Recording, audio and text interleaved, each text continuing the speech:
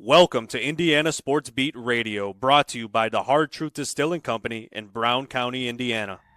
So for the thousands in attendance and the millions watching around the world, it's time! Three on the way.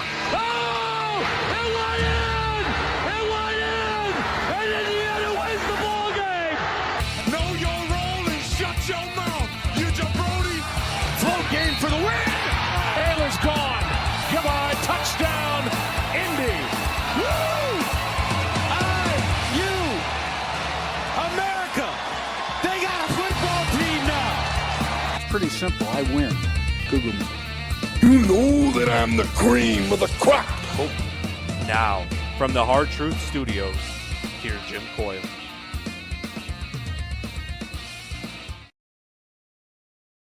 Another edition of Indiana Sports Beat Radio coming to you on this Wednesday. We've reached the midway point of the week, and I hope it has been a good one for you.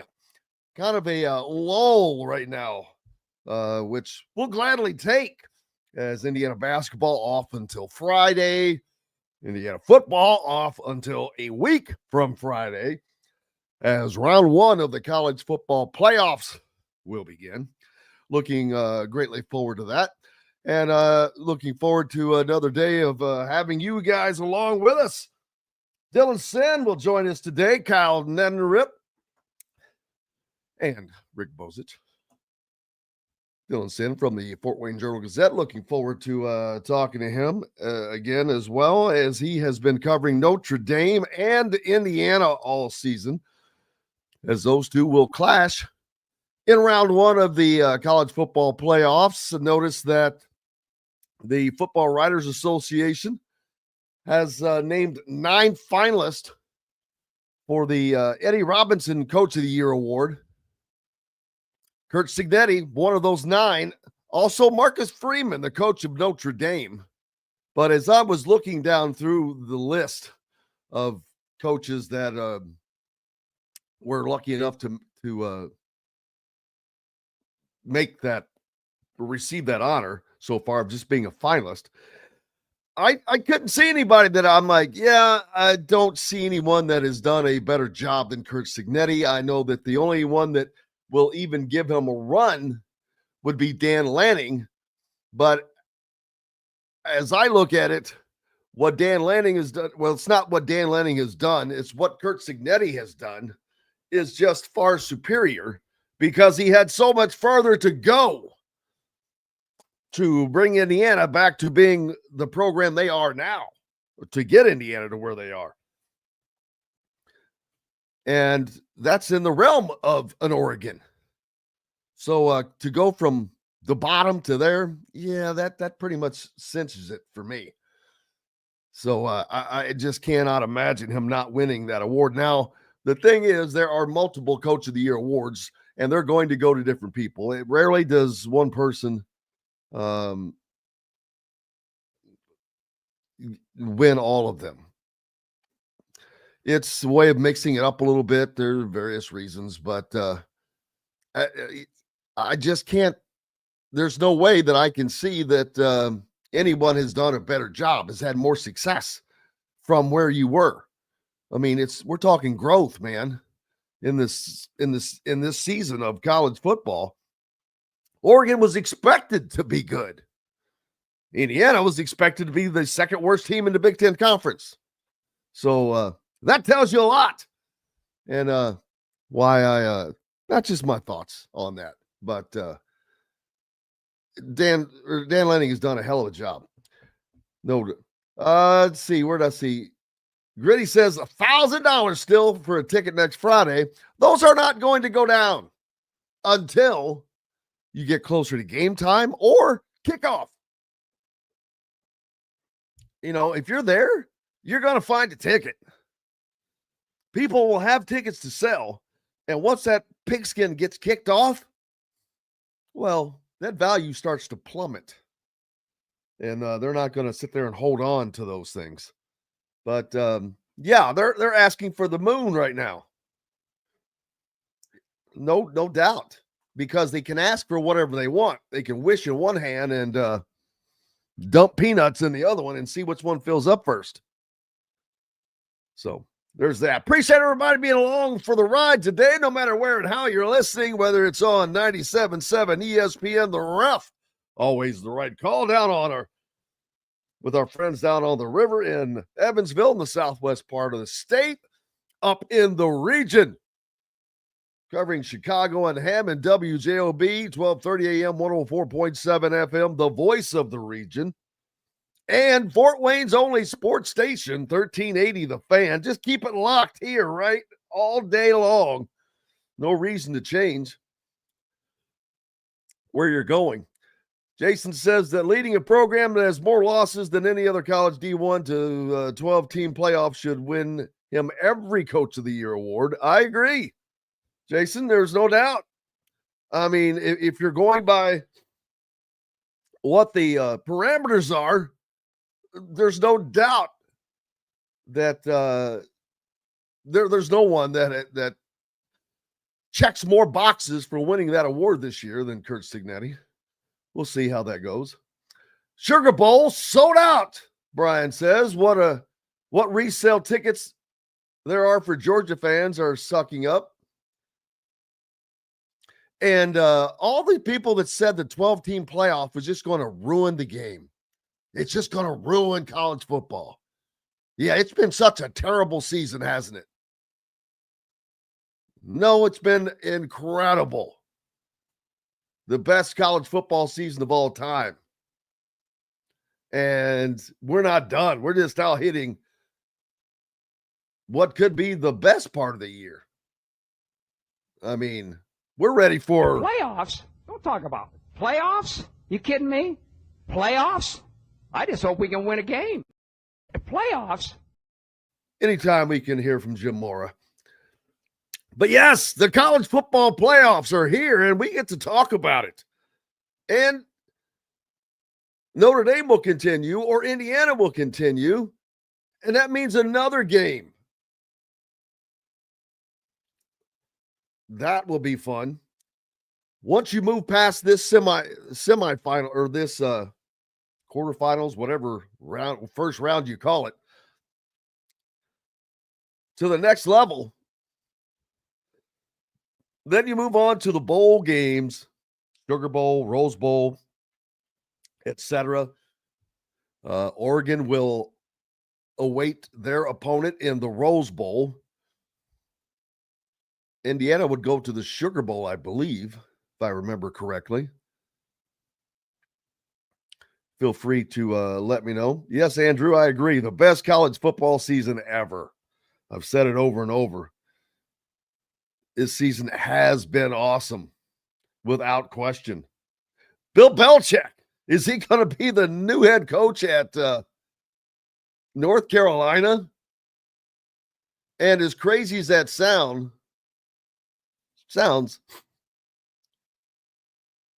other than him being 72, and the 72 part is not a problem, but it's 5 years from now, is he going to be the coach? 77 years old. There's no doubt he has the mental capacity to be an incredible coach. And with how college athletics have changed, it would probably be a success, because you see now that all these college teams have GMs. You have people of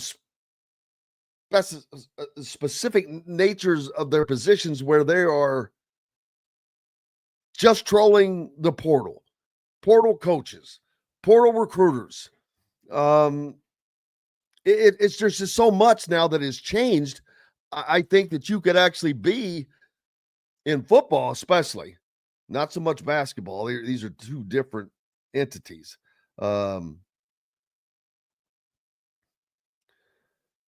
that's funny, Gritty. Gritty says lots of pretty young girls at UNC. Yeah, Bill Belichick's, it's his girlfriend is like 40 years younger than him. Hey, you're getting no grief from me, brother. But Jason says that Belichick's son would take over, which I'm not. That's a good comment, and it's something that I had thought of. His son, Bill Belichick's son, is the defensive coordinator at Washington, if you recall, when the Huskies played Indiana, and had spent like 12 years at New England. He's got a ton of experience. I'm not a big fan of defensive-minded head coaches unless they have an extensive offensive background. But that would be interesting. Interesting to see. Hey, we've got to take a break. We've got plenty more coming up here on the program today. Dylan Sinn will join us from the Fort Wayne Journal-Gazette when we make it through this first round of breaks from the Hard Truth Distilling Company studios. We're back with more right after these messages. At Ben Davis Chevrolet and Ben Davis Ford in Auburn, we're your one-stop shop for all of your automotive needs. We have the area's best selection of over 300 vehicles, including new cars, trucks, vans, and SUVs. Plus a huge selection of pre-owned vehicles in stock. And if we don't have what you're looking for, we'll find it for you. We also have top-of-the-line service and parts, plus a collision repair center, and we're competitively priced on everything. For sales, service, collision, parts, and more, we do it all. Come see us today or visit us online at bendavischevrolet.com and bendavisford.com. Enjoy healthy, delicious meals at home without the hassle with the Fresh Fork. Chef-curated, ready-made meals delivered right to your doorstep. Proudly fueling IU athletes and now available to you with a menu that's always fresh and diverse, from hearty proteins to fresh salads. The Fresh Fork empowers you to make better food choices without compromising. Let the Fresh Fork help transform your lifestyle for a healthier way of living today at thefreshforkonline.com. Use promo code RADIO20 and get $20 off your first order. Country living is just a swing away. It can be hard to find the exact home that fits your family's needs, so there couldn't be a better time to build a new home with Property Shore Construction. Now building exclusively south of Bloomington within the Stonecrest Golf community. Choose from one of the gorgeous Stonecrest Signature Series house plans. We have several lots available with scenic views of the golf course. Contact Amy Rhoda with Revesco Real Estate for additional information. 812-583-0919 or go to mystonecrestliving.com. Ugly Grouper, located on beautiful Anna Maria in Florida, is the place to be, and not just because they have unforgettable meals, including locally sourced seafood. The Ugly Grouper has your favorite craft beers and cocktails, along with live music every day.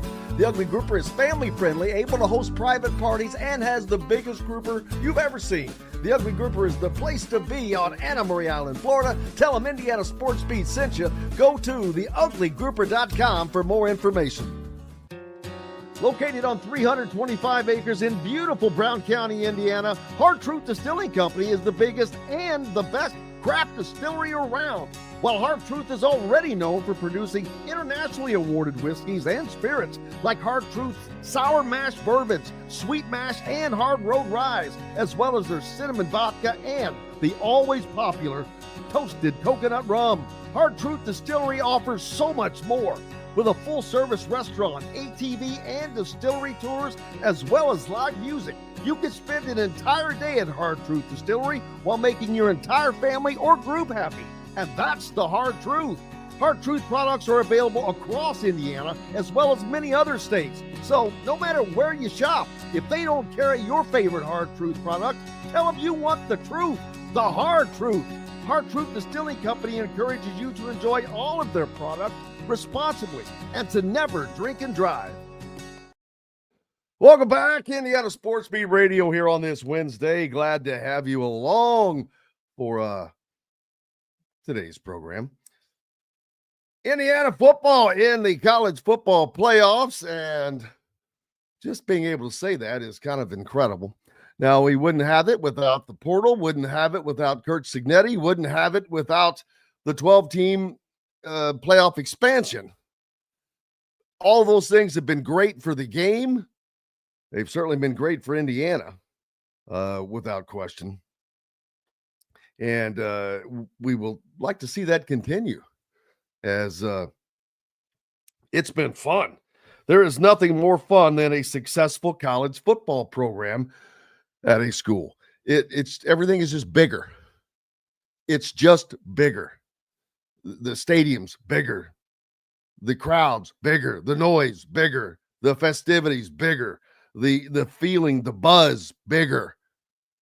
Everything is just bigger. And it's fun, without question. Kurt Signetti met with the media this week. We heard some from him earlier. We'll not today, but we heard from him previously. We'll hear from him again later. Dylan Sinn from the Fort Wayne Journal-Gazette joins us now. How are you doing, my friend? I'm good, Jim. Thanks for having me on. Oh, it's always a pleasure, man. Always a pleasure. Got to be a fun time for you, as you have spent the year covering Notre Dame, Indiana, and now these two programs will meet in the college football playoffs. And while I'm sure a lot of people may have been thinking Notre Dame might be in that position at the end of when the season started, maybe they weren't after they lost to Northern Illinois, but no one thought that this was going to be a possibility. No, not at all. It's I'm having a blast. I'm really excited. Just being able to cover these two teams the entire season, and then having them meet. I mean, I've been kind of kicking this around in my mind since the middle of the season, like who would win between these teams. And for a lot of the season, I thought it was Indiana. I thought Indiana was the better team much of the season. So I'm really excited for the game. I think it's going to be. I know the Notre Dame was favored by a touchdown and all of that. I think it's going to be a very, very good football game. The number one thing between these teams that I've noticed the entire year is that these teams are incredibly physical. This is old school football that you are going to see in that game. These teams hit and they hit and they hit, and it is going to be a lot of fun to watch, I think. Absolutely. And not only that, you have Notre Dame was one of the top scoring offenses in the country. Number 3 scoring offense. Yeah, number 2 and number 3. But Indiana also has one of the most relentless run defenses. Yep. And so it is going to be fun to watch those two clash. Indiana's defense has done a tremendous job all season, even against Ohio State. They kept Ohio State in check. The loss in that game was not on the defense much. It was all the other stuff. But it's going to be fun. And going to Notre Dame is going to be an easier trip for Indiana than, say, going to Ohio State. It's just not the same. You know better than I do. You've been there a lot more than I have, but there's just not the same buzz at a Notre Dame game as, say, an Ohio State game. Do you see that as well? Yeah, so that was the stereotype for a really long time, and I think Notre Dame knew that. And they've done a lot the last couple of years, especially since COVID, basically, to really try to change that. They do a lot more things with they do like a light show at the beginning of the fourth quarter, and the crowd gets really into it. And they just really have done a fair amount of different things to try to get that atmosphere to be a little bit better. It's not you're right. You're right. It's not one of those it's not Kyle Field. It's not Bryant-Denny Stadium. It's not one of these places where you're just going to not be able to hear yourself think. It does get loud in there. I don't think it's going to be quite as intense as Ohio State was probably. But it should have a little extra juice just because it is a playoff game, right? Like, this is going to be a huge situation. I think the atmosphere itself, just kind of the combination of these two fan bases meeting for the first time in 30 years, is going to be a lot of fun. I think it's just going to be an absolute blast. But yeah, one thing Indiana is going to have to do better this time is handle the crowd noise. It's not going to be quite as loud as Ohio State, but it's going to be plenty loud enough to get you off your game if you're not ready to go. And so Indiana, they seem to have come to the conclusion they were not ready to go with the crowd noise against Ohio State. They've worked on fixing it by all accounts. Now we're going to see how well they've done that. And so we'll see whether that the crowd impacts them again in this game. And I got to be honest, and I've said this before, I'm a little surprised that Indiana was so unprepared for crowd noise in a stadium that seats 100,000. I'm like, What were you expecting, church? of course it's going to be loud as hell, but yeah, like you said, they've worked on that, and so that should not be an issue. But we've seen other Northern Illinois didn't have a problem with it. Sure. So you can take the crowd out of a game, and that's up to the opponent. But being this is the playoffs, I don't like the fact that I don't know that whether or not the games are played on campus or the fact that there is such an advantage for these teams with these home games that they should there at least it should be an equal split in tickets. Make this a more equality. I don't. If a team can't sell their tickets, that's fine. They should have the opportunity. Indiana fans should have the opportunity to go to this game. It doesn't cost them $2,000 damn dollars. The fact that that's ticket price is so high, that says something. There's a reason there's so much excitement for this game.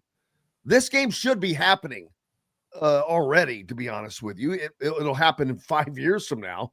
We wait 5 more years for this after this game happens. So if Notre Dame were to lose this game, buddy, they'll be stewing for 5 years. Yeah.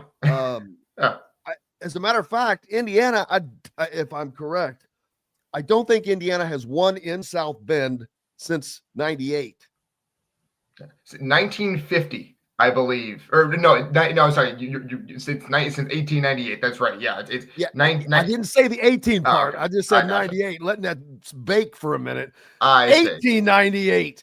Yeah. 1898 is the last time Indiana won in South Bend. I believe that was the first game in the series, but of the games that they played.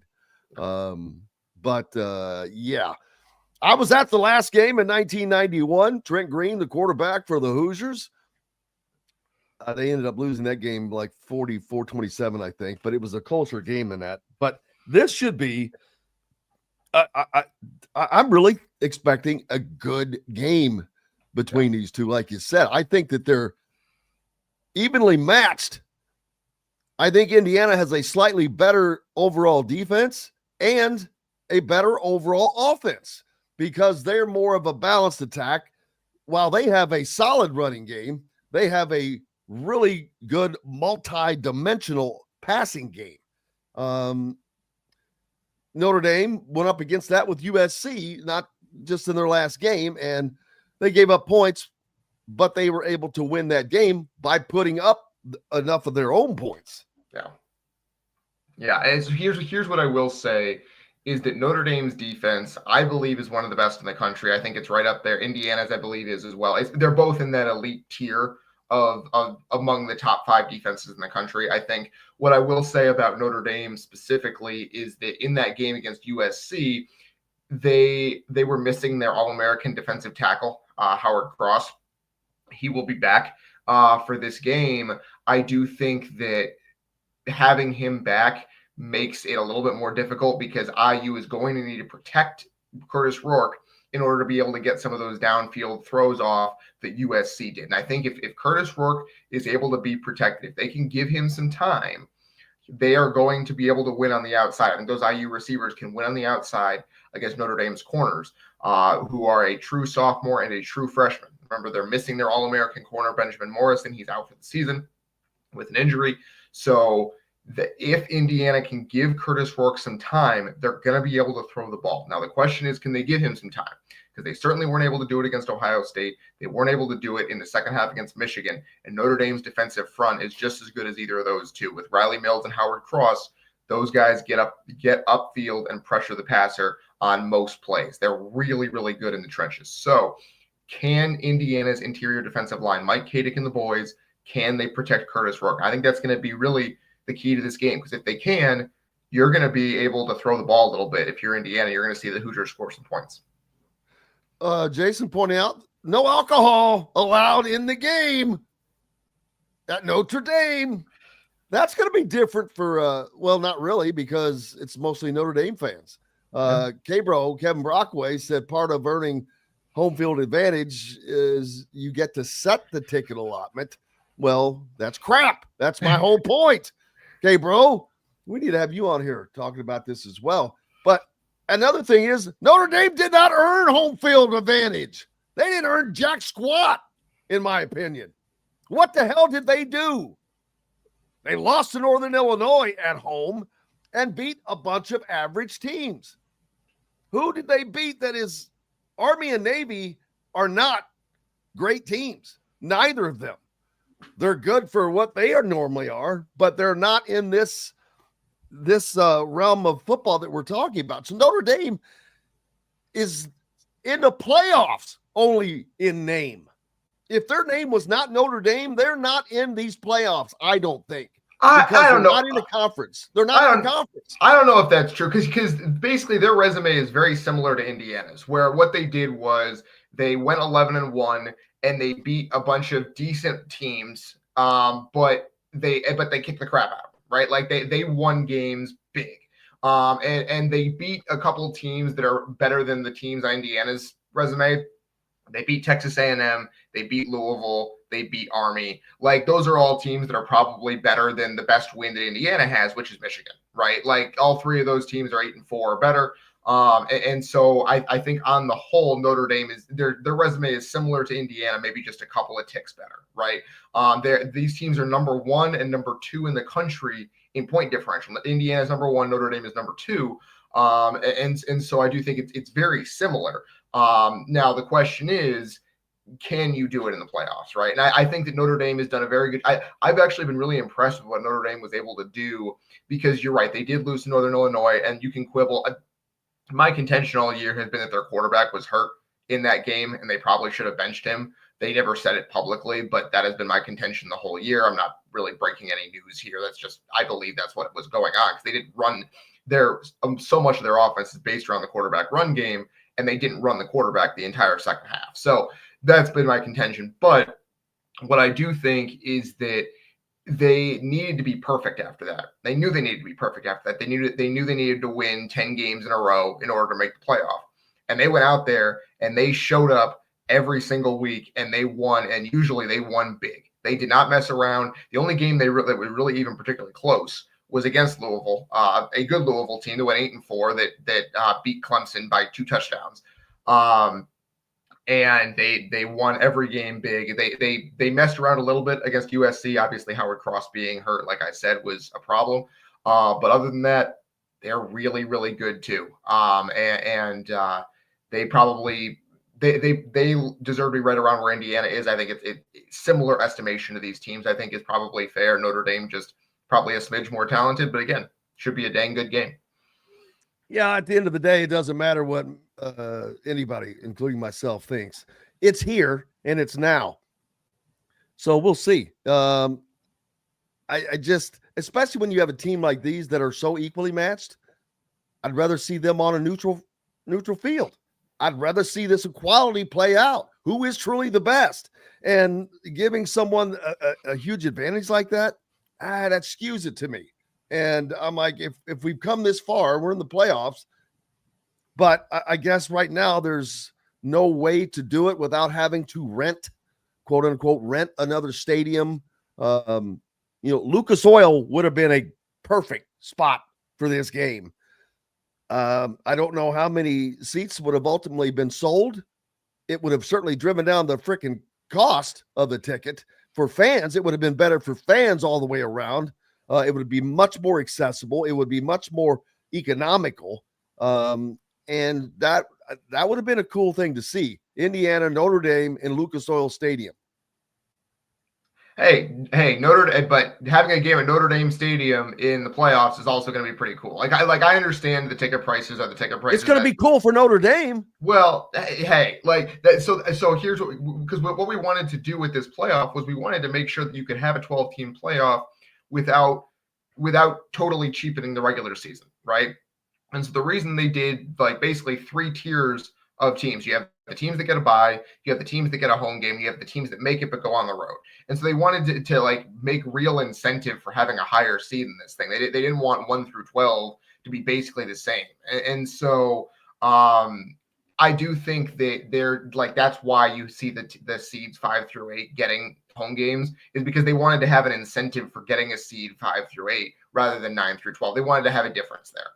And I think that that's fair because it does make the regular season important. Like basically, like the Texas Alabama game, or the Georgia Alabama game, right? The Georgia Alabama game would have cost Georgia a home field playoff game if they had lost it, right? Or if they had not gone and beaten Texas, right? So I do think that it's something like that. Like that's why they're doing it.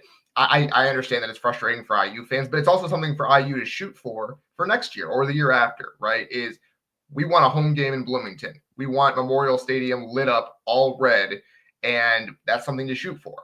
And so I do think that, like, I mean, home college football is based around home environments, right? Like that is a huge piece of the sport, and adding that to the postseason, I think, is really fun, especially for some of these games where it's a northern team and the southern team has to come up north for a December game. I think that's a blast. I really am in on the home games. I understand in this case it hurts Indiana specifically, but I'm in on the home games. I like them. The atmosphere will be tremendous. Let me be the first one to say, and it will be tremendous in South Bend. If you've ever been to a game in South Bend, it is cool. There's no doubt about that. It is a great place for football. It is a place where it has gone on for a long time at a high level, and they take it seriously. So if you're going and if you haven't been, you will enjoy the hell out of it, without question. I love how Indiana fans are all jacked about this game. Fans in general seem to be jacked about this game. Oh, absolutely. I mean, that is it's first. It's going to be the first game of the 12-team playoff era, right? Because that's the other part of this is they got the Friday game, which is standalone. It's Friday night. There's nothing on. Like the Saturday games, I don't know how much people have talked about this. Like the Saturday games are going up against NFL games. There's NFL games on while the Saturday games are happening in the playoffs. So it's a little bit tempered with that. But the Friday game all by itself, first game of the 12-team era. I think it's going to be electric in that stadium and in South Bend in general, in the town around the stadium for that game. And we're getting playoff football in Indiana, in the state of Indiana, in December. And that is really, really fun. And I don't blame Indiana fans for being excited. Playoffs? Don't talk about it. Playoffs? You kidding me? Playoffs? I just hope we can win a game. But if you walked right into that, man, any chance I get, I'm hitting it. I mean, look, I appreciate you having that ready to go. Yeah, you know. Hey, always got to have that. It's just too easy to playoffs. Don't talk. I mean, it's so funny, all the little throwaway lines like that. Infamy, Green, all those other great ones. But quick break. Dylan Sinn from the Fort Wayne Journal-Gazette is with us as Indiana set to travel to South Bend to open up the college football playoffs next Friday. Talk about that and much more. Hoosiers basketball back on the court on Friday as well.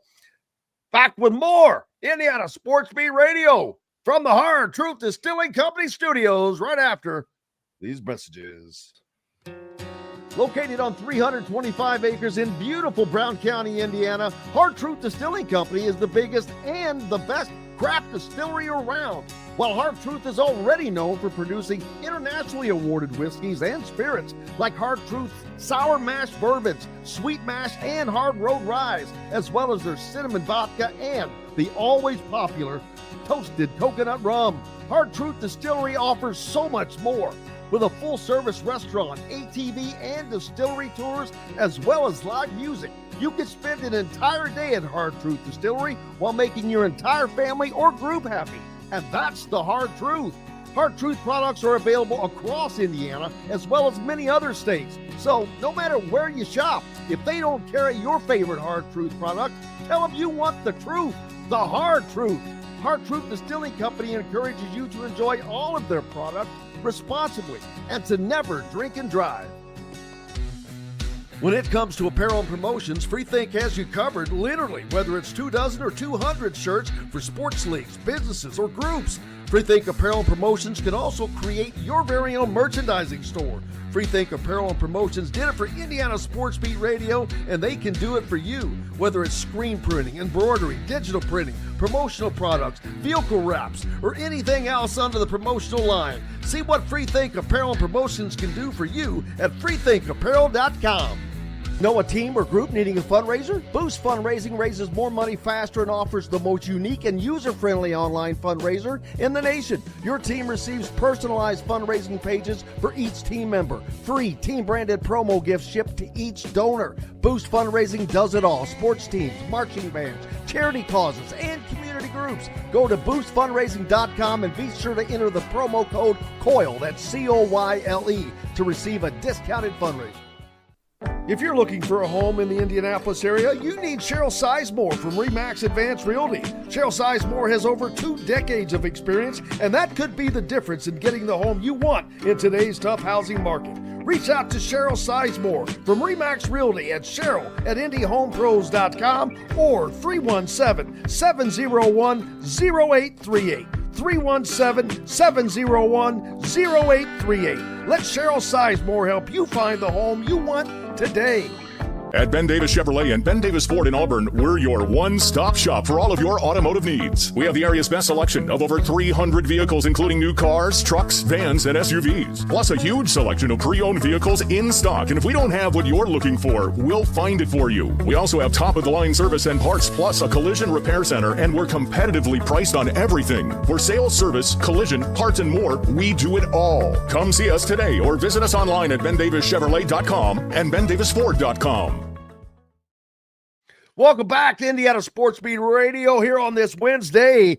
Coming to you from the Hard Truth Distilling Company studios. Dylan Sinn from the Fort Wayne Journal-Gazette with me now. And Dylan, this game a week from Friday, kicking off the 12-team playoff. First of all, that's cool because they're the headliner.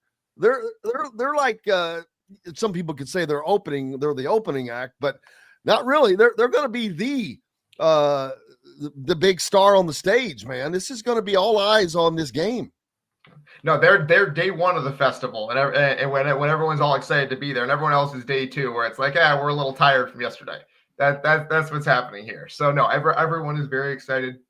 I believe that it's going to be a fantastic game, fantastic atmosphere. I don't blame Indiana fans for being excited. Like, this is what they wanted the entire season. They wanted this opportunity, and now it's here. It is. And I do think that you're going to hear a lot the next couple of weeks. You already have about how the pressure is on Notre Dame here because they're the favorite. Indiana is kind of playing with house money.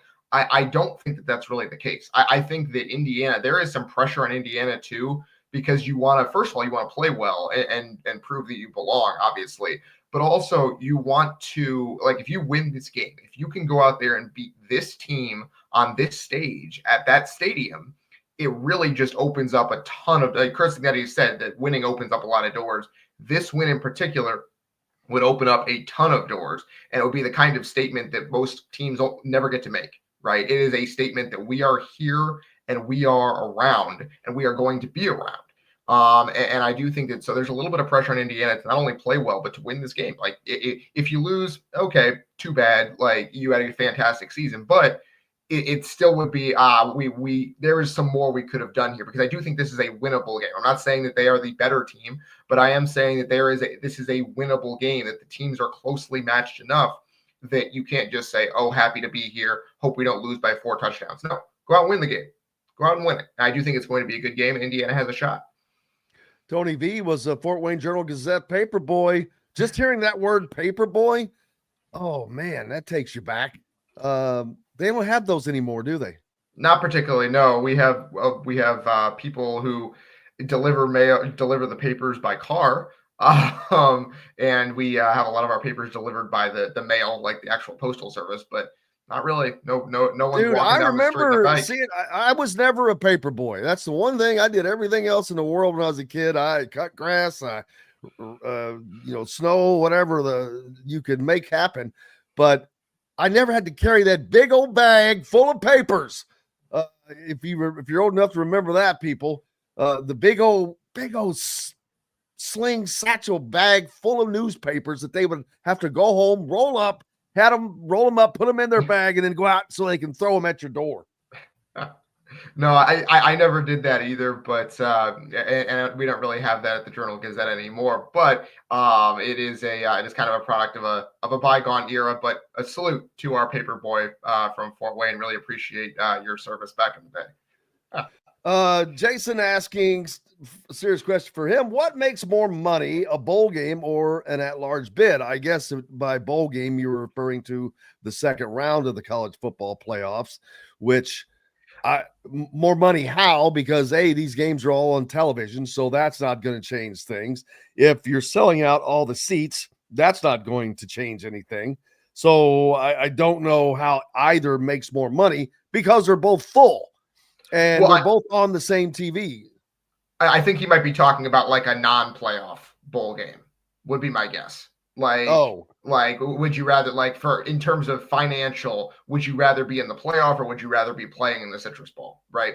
I do think like you make money from being in the playoff. It's kind of like the NCAA tournament where you get units for how deep you go in the tournament. You get money, several $1 million for being in the playoff. And that is distributed among your conference, and your conference gets money for each team in your conference that makes the field, makes it to the quarterfinal, makes it to the semifinal, makes it to the championship, wins the championship. That is how they set this up, is you get a significant chunk of change, millions of dollars for your conference for being in the playoff. And that's why these conferences fight so hard. That's why the SEC is so mad that Alabama got left out, is because not only because it's a blow to their pride and their prestige, but also because they're not mad that they lost to Oklahoma by scoring 3 whole points. I'm not saying that they deserve to be in, and they did not. But that's why they fight so hard for this kind of thing, right? It's why they're throwing a fit right now, and it's why there's a lot of money on the line. It's why this matters, because there's so much money on the line for these conferences. And so I do think that it's definitely better to be in the playoff than be in a regular bowl game. Obviously, you want to advance in the playoff. You want to win your first round game, get to one of those bowl games. Like Indiana, if they win, they go play in the Sugar Bowl in New Orleans on New Year's Day. Wouldn't that be a blast, right? Like that'd be a lot of fun, and also very lucrative.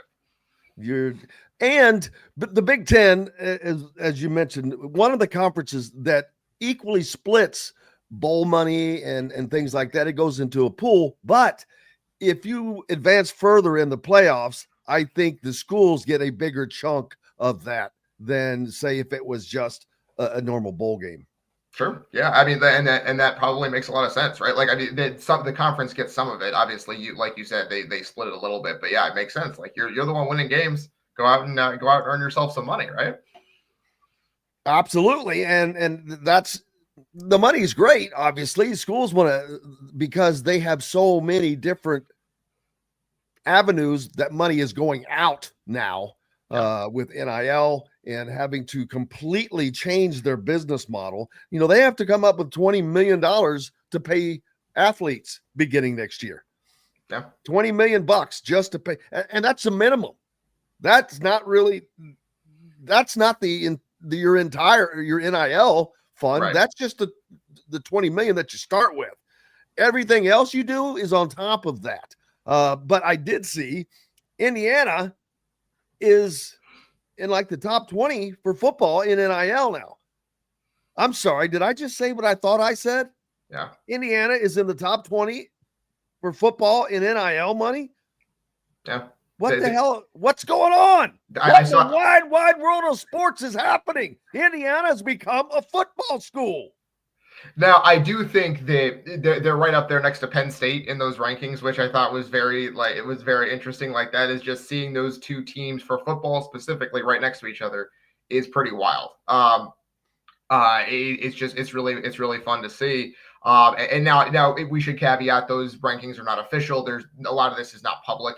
So those are estimates, but I'm shocked that those numbers were even out. I'm gonna be honest with you. It does say something about kind of the overall state of where Indiana is, that they are even like anywhere on that list, right? And that's going to pay off. I think Chris Getty said it best during his kind of signing day press conference last week, which is it's going to pay off more in the 2026 recruiting class and the transfer portal this offseason than it did in the 2025 recruiting class. I expect Indiana to be players in the transfer portal this offseason. Obviously, Chris Nettie and his staff are juggling a lot of things right now with playoff prep and with transfer portal recruiting. The transfer portal opened on Monday, so they need to be diving into that. If they know they're losing a lot of players from this team who are seniors, who are 1 year transfers, but and they are going to have the cash to go out and get replacements, and that is going to be really exciting for Indiana fans.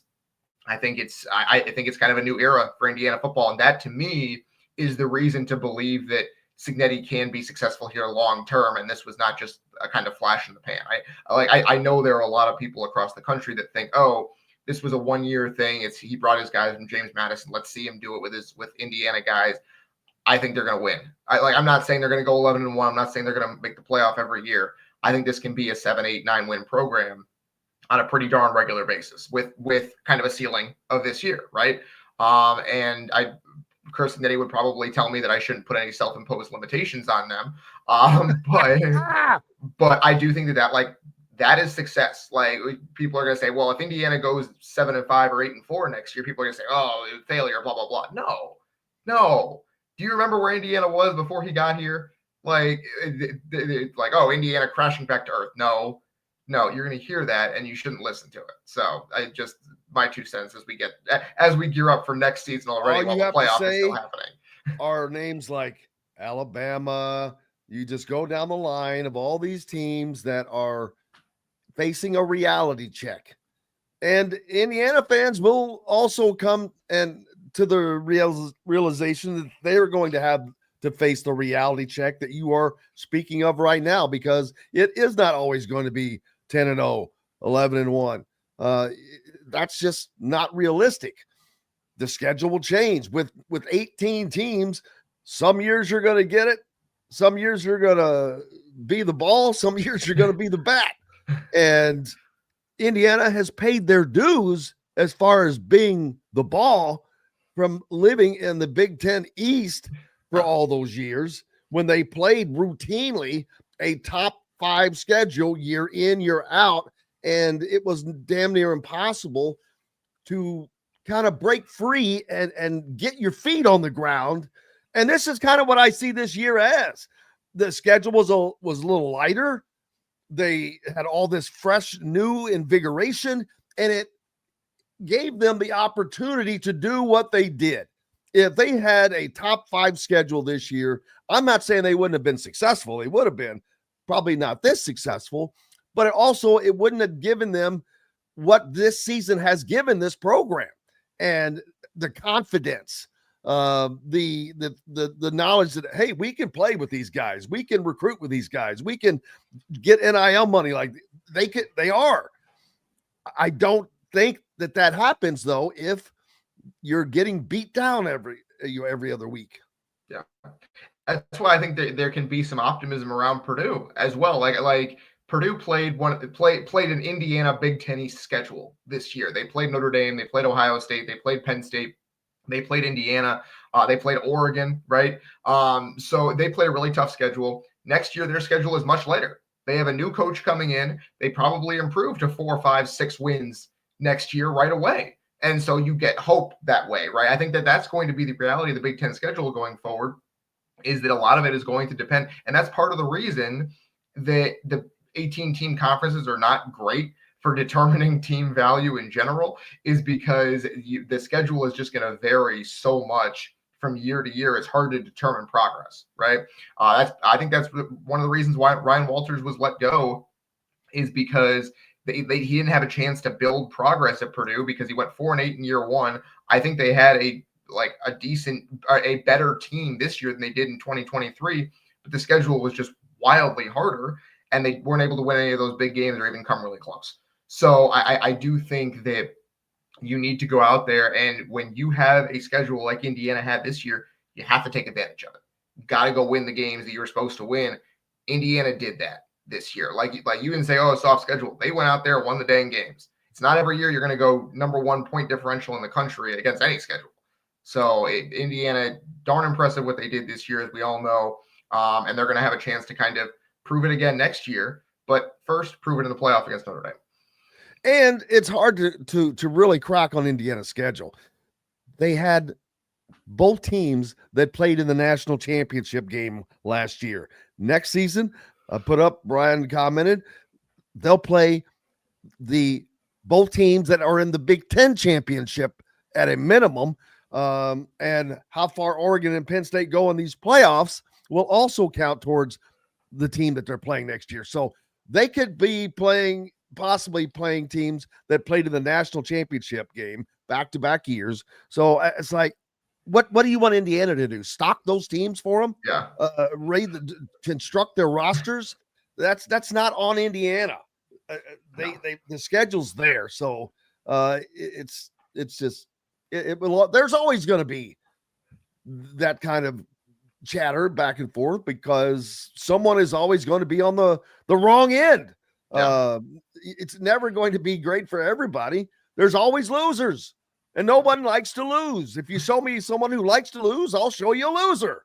But it doesn't matter because it's here. Now the question is, will they expand the playoffs? And that's a certainty. That is an absolute certainty because the SEC will not rest. They will not stop crying and screaming and bitching and moaning until they have guaranteed that they're going to have as many SEC teams in whatever party is going on. They have to be the queen of the ball. And if they're not, then, well, life is just not fair. So it will absolutely be an expansion in the playoffs, in my opinion. Yeah, it does seem like we're heading that way. It's locked in next year, so there will be 12 in 2025. But there will be, I believe they're thinking about 14 going forward because the TV deal is up after 2025, and there'll be a new TV deal for the playoff starting in 2026. They're probably going to rewrite the rules for that. It'll probably be 14 teams at least, maybe 16. And the SEC and the Big Ten are pushing for 4 automatic bids per conference for those two conferences. I think that's lame. I don't think that makes any sense at all. If your teams are good enough, they'll be in the field, right? No, because if we had auto bids this year, you would have teams that are not deserving, and I'm sorry because I love Kalen DeBoer, Alabama did not deserve to be in the playoffs. You cannot play as crappy as they did at the end of the season against a bad Oklahoma team and score 3 points. Yeah. That's not playoff worthy. No. But they want these teams to be automatically guaranteed. And no, but they will get their way. I guarantee you. Yeah. Or they'll say, well, we're going to take our toys and go someplace else. Where the hell else are they going to go? What are they going to do? Have an SEC playoff and that's it? I think that is my point is the SEC thinks that it has a ton of power here and it doesn't. We don't have to listen to them, right? The only reason the SEC would get its way is because the Big Ten also wants 4 auto bids for the Big Ten, right? Otherwise, that idea would be shot down. But the SEC thinks it's at the center of the sport. And basically, it should get its way in every case because we have the best conference, we have the best teams. Okay, great, fine, but the rest of the sport matters too. This is why the NFL is set up the way the NFL is set up, where Jerry Jones and the Dallas Cowboys don't get to just decide what happens for the rest of the league, because otherwise it's incredibly imbalanced. And I do think the SEC has way less leverage here than they want to believe. Because again, like you said, there's nowhere for them to go. They can't form their you're just going to play an entire season of SEC football and crown your own Southern champion and leave everyone else to their own devices. Okay, great. I guarantee you that's not going to make nearly as much money for you, Alabama, and you, Oklahoma, and you, Texas. You let them go, baby. Let them join go. this conference. Yeah, if they want to move on and do their own thing, okay, great, cool, fine.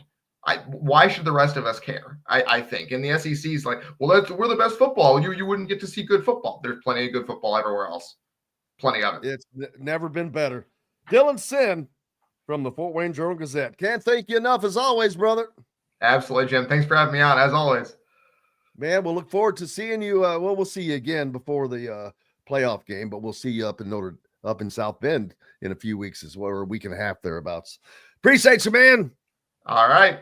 Have a good day. You as well. We've got more coming up here on the program. We'll be back with it right after these messages from the Hard Truth Distilling Company Studios. Andy Moore Honda is Bloomington's #1 Honda dealer for a reason. Buy a new Honda and get a 3-month break from car payments. That's right, no payments for 90 days. That includes the all-new, all-electric Honda Prologue, and you get it for just 0.9% financing. Or the 2024 Honda Ridgeline Black Edition or the Honda Accord LX, both for just 1.9% financing. Get more to your door from AndyMooreHonda.com, Bloomington's #1 Honda dealer and your best place for new and used vehicles. Hoosier Hanks East, located on College Ball Road in front of Kroger in Bloomington, is everything you could want. Great food like their custom pizzas, wings, wraps, unbeatable daily drink specials, live music on Fridays, and Hoosier Hanks East is home to Inside Indiana Football and Inside Indiana Basketball coaches shows hosted by Don Fisher. Be on the lookout for Hoosier Hanks ticket giveaways to Indiana and Colts games on social media. Stop by and meet Hoosier Hank at Hoosier Hanks East on College Ball Road in Bloomington.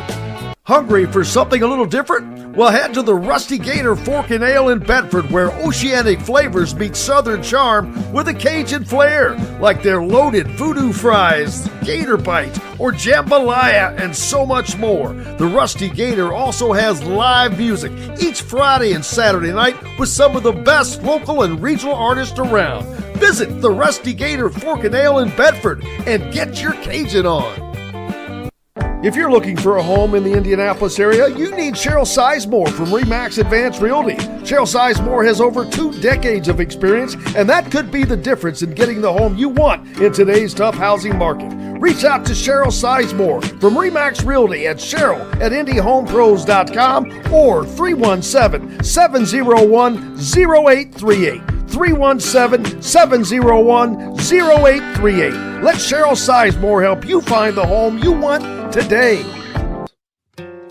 Located on 325 acres in beautiful Brown County, Indiana, Hard Truth Distilling Company is the biggest and the best craft distillery around. While Hard Truth is already known for producing internationally awarded whiskeys and spirits like Hard Truth's sour mash bourbons, sweet mash, and hard road rye, as well as their cinnamon vodka and the always popular toasted coconut rum. Hard Truth Distillery offers so much more. With a full-service restaurant, ATV, and distillery tours, as well as live music, you can spend an entire day at Hard Truth Distillery while making your entire family or group happy. And that's the Hard Truth. Hard Truth products are available across Indiana as well as many other states. So no matter where you shop, if they don't carry your favorite Hard Truth product, tell them you want the truth, the Hard Truth. Hard Truth Distilling Company encourages you to enjoy all of their products responsibly and to never drink and drive. Welcome back, Indiana Sports Beat Radio, here on this Wednesday. I hope you're having a great week. You've reached the midway point. It's all downhill from now. Easy way. Just doing it the easy way. Looking forward to talking to Kyle Neddenriep, hopefully, as the high school basketball season is underway. And Rick Bozich from WDRB.com. Always enjoyable and entertaining to talk to our buddy Rick. And, man, I'm ready for the bowl season. I'm ready for the playoffs. I'm ready for all these games. I miss college football already. I'm ready. I'm ready for more to get after it. College basketball is fun, though. Don't get me wrong. It certainly fills a void. I was reading something about Indiana fans. How much of a presence will they be able to be in Notre Dame? The prices, unbelievable. Literally, I said this yesterday, but you could go to all 3 of the other first round games, and do so for less than it would cost you to go to the Indiana Notre Dame game. Now, I'm sure that you'll be able to find tickets if you're really searching, especially if you're in South Bend at that time. Kyle Neddenriep from the Indy Star joins us now. How are you, my friend? Good. How you doing, Jim? Cannot complain. We reached the halfway point, so it's all downhill for the rest of the week. So that makes it easy. A lot of excitement, of course, with Indiana Notre Dame playing in football. Of course, basketball is rolling around already, though. The high school season is off and at it. I know Braylon Mullins, he's sticking his name in the Mr. Basketball pot early and often with some really top performances. Yeah, I would say so. He's Saturday night had 41 against Ben Davis. Of course, Ben Davis without Mark Zachary for the time being, but still a very physical, good team that looks like it's already gotten better in the week since I'd seen them play against Fishers. But yeah, Mullins, and they played him man-to-man and kind of face guarded him towards the end of the game, and then Mikey Johnson scored the go-ahead basket. But Mullins had 41 of their 50, I think it was 57 points. So all but 16 of their points in that game. And then last night against Decatur Central, he had another really good game, had 32 and only played 3 quarters in that one and shot again really well. So, I mean, yeah, I don't, it's when you see it, you know it. I mean, I haven't seen a better player than him in that senior class as far as, guys who are eligible for Mr. Basketball. I can't believe, there are guys out there who it is a good class and there are good players, and they'll play Lawrence North on Saturday, and that'll be a tough matchup. And teams will defend him differently, do different things with him, try to not let him touch the ball, all those sorts of things. But it seems like anytime he needs to really turn it on, he's able to do that. And I kind of wrote in my Monday, I hear from people, who cares? He's not going to IU. Well, it's like, if you're a fan of high school basketball, then that's not relevant to me. I mean, it's not relevant to my job. So I don't care where he's going. I mean, I'd say enjoy him now. I mean, and in this portal world, who knows what happens? It's not the end of the story necessarily. Not that I know anything, but it's just it's just, he's a fun player to watch. I'll say that. And they have another good way. I'm going to see him on Friday. They play New Pal. New Pal's very good. Beat Greenfield last year in the sectional. That'll be a packed house and a really fun game at Greenfield. And then, of course, they play in the not the Sneakers for Santa, the Forum tip-off on Saturday at Southport. So that'll be another fun, really good lineup at the Forum tip-off this year. So he'll be at the 5:15 game against LN. So that'll be a really good test for them as well. And Trent Sisley would have given Braylon a run for his money at Mr. Basketball, especially if Trent's having a hell of a year for Montverde. And that's a tough place to have a great year, especially when you're filling the footsteps, the shoes on a team that had lost 5 Division I starters. These guys are all playing at the Division I level, and most of them starting. Liam McNeely, Cooper Flagg, Derek Queen. All those guys were on Montverde's team last year. They're all leading their college teams at UConn, Maryland, Duke. And Trent's having a hell of he's one of their best players, if not their best overall player at Montverde right now. But he would not have been able to do that here, I don't think, Kyle, at Heritage Hills, just because of the teams that they play. And it's not a knock, it's not being negative. It's just the reality of a different situation. Yeah, and I ran into Matt Sisley, his dad, at the Sneakers for Santa event. He was up to watch some of the games, and I heard the same. Trent's having I haven't been able to see them play yet, but yeah, he's off to a great start, and I think all the reasons he went there are coming to fruition. So he's trying to get himself ready for next year, and that's, I always say, from that standpoint, I can't blame a kid for doing that, especially he made the best decision for him. Yeah. And he's taking advantage. And you knew he would, because he's a worker type, and he's gonna do the work, put the work in, and a credit to him. So yeah, I'm looking forward at some point to seeing him play at Montverde, if it's whether it's on TV or whatever. Well, I'll tell you, a great time to go down. You can join me, because I've been down there the last 2 years running now. The Montverde Invitational that happens, I think, at the end of January. Great time to go down there. They have a weekend slate of games there at Montverde, and it's a perfect time. I look forward to going down again this year. Football will have completed by then. Even if Indiana's playing in the national championship game, it'll be done by then. Thank goodness. So got that to look forward to. Are you telling me you'd rather be in Florida than gray January Indiana? I mean, I know it is hard to believe, and I'm only telling you because we're so close. I wouldn't tell anyone else that, but yes. I would love to be down in what's the I can't even think of this, Orlando area, Montverde, just north of Orlando. But yeah, actually, and we've had a mild winter, to be honest with you, so it hasn't been. I'm not complaining. I'm not complaining. No, it has not been bad at all. Basketball season is underway at the high school. Besides Braylon Mullins, who are Mark Zachary, I guess, is the name that you mentioned. That he's more known as a football player going to Notre Dame to play football, but he will also probably play basketball for Micah Shrewsbury up there. He is that talented, and he plays a position in football and basketball that I think makes it the easiest to do that. He's just an athlete. Mark Zachary is just one hell of an athlete. Yeah, the thing, he's out, and I don't know what the timeline necessarily will be on him coming back to play this season. He just had his thumb.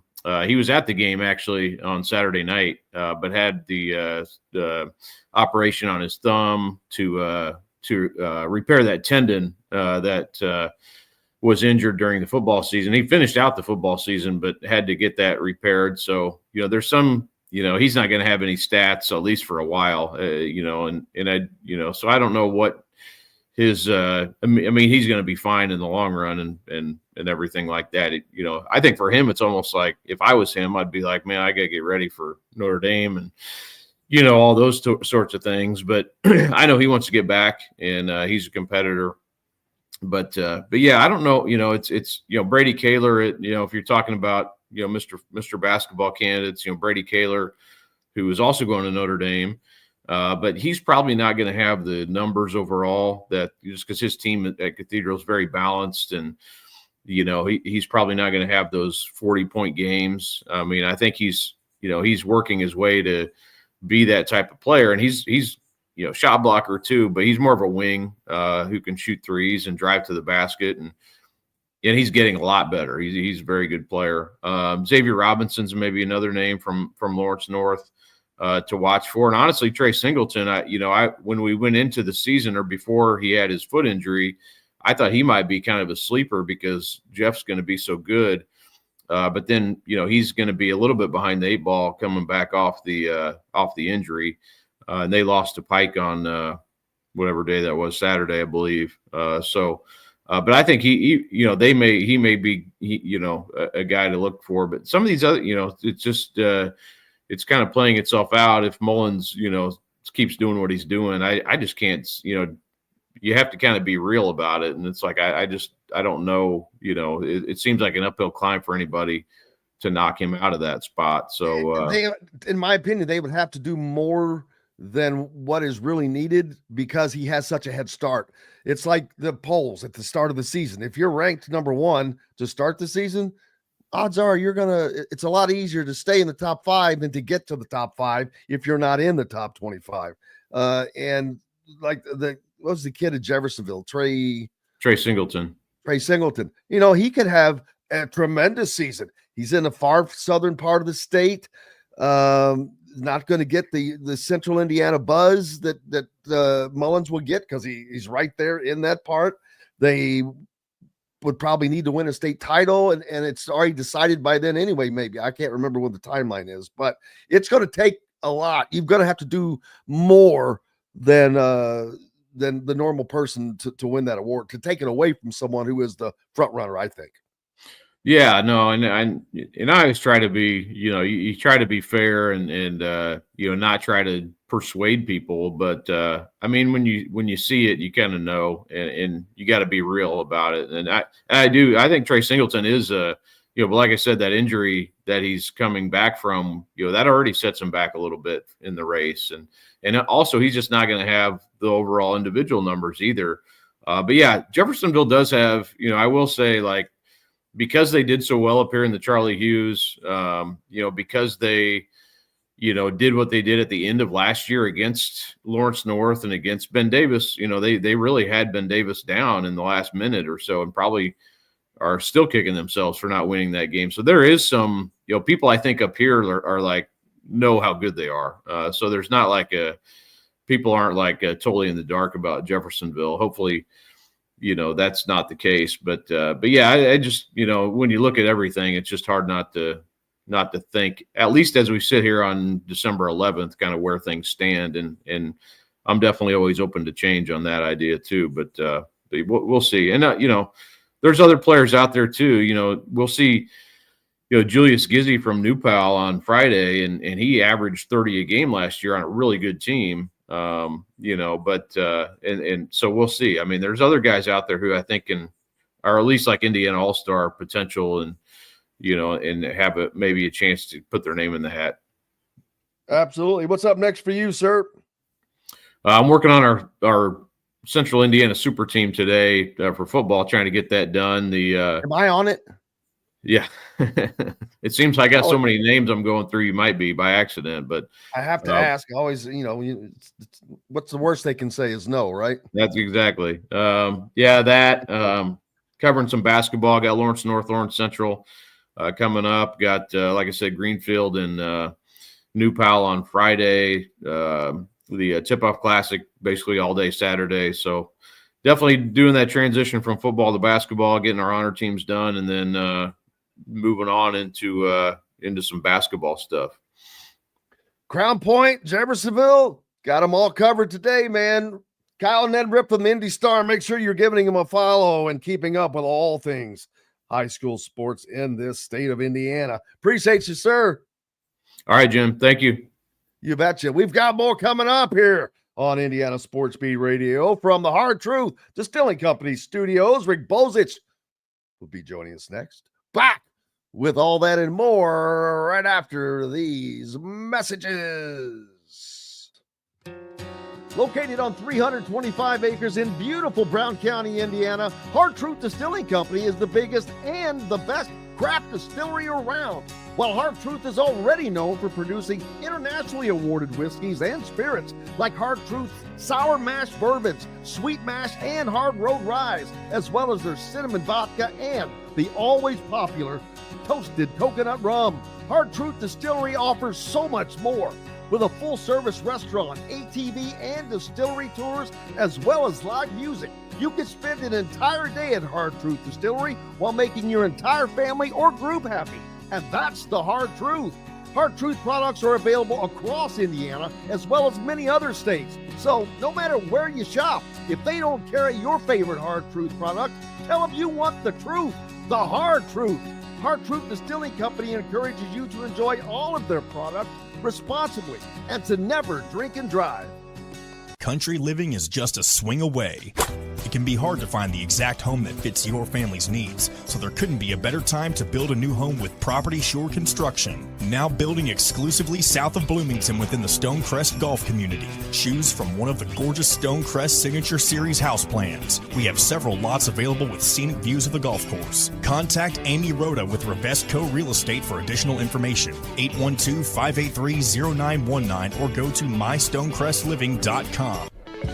Hoosier Hanks East, located on College Ball Road in front of Kroger in Bloomington, is everything you could want. Great food like their custom pizzas, wings, wraps, unbeatable daily drink specials, live music on Fridays, and Hoosier Hanks East is home to Inside Indiana Football and Inside Indiana Basketball coaches shows hosted by Don Fisher. Be on the lookout for Hoosier Hanks ticket giveaways to Indiana and Colts games on social media. Stop by and meet Hoosier Hank at Hoosier Hanks East on College Ball Road in Bloomington. Whether it's a night out with the family, after work with colleagues, or catching the game with friends, Bubba's 33 is the place for you. Bubba's 33 offers a mouthwatering menu of selections that are all made from scratch every day. The portions are big, but the prices are small. And with over 50 big screen TVs, you'll never miss the big game. Bubba's 33, pizza, burgers, beer. Ugly Grouper, located on beautiful Anna Marie in Florida, is the place to be, and not just because they have unforgettable meals, including locally sourced seafood. The Ugly Grouper has your favorite craft beers and cocktails, along with live music every day. The Ugly Grouper is family-friendly, able to host private parties, and has the biggest grouper you've ever seen. The Ugly Grouper is the place to be on Anna Marie Island, Florida. Tell them Indiana Sports Beat sent you. Go to theuglygrouper.com for more information. Welcome back, Indiana Sports Beat Radio, on this Wednesday from the Hard Truth Distilling Company studios, joined now by the great one, Rick Bozich from WDRB.com. And, man, you've got your red on. Does that mean you're either pulling for the Cardinals this weekend against Kentucky, or you're ready for the Indiana-Notre Dame game, one of the two? It's A is in ASICs. Yeah, I know. I don't even hardly have. I am so anal about what I wear as far as y'all are. Let me tell you something.